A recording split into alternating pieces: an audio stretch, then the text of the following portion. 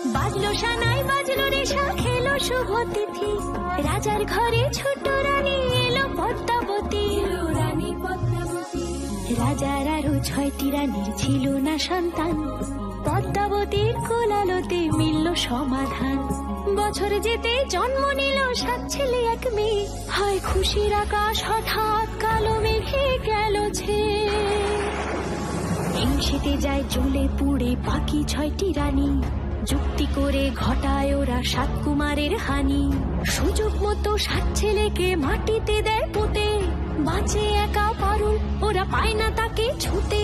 ধাইমা বাজায় সেই মেয়েকে বড় করে তোলে, 7 ভাইকে পায় যে পারুল 7টে চাপা ফুলে।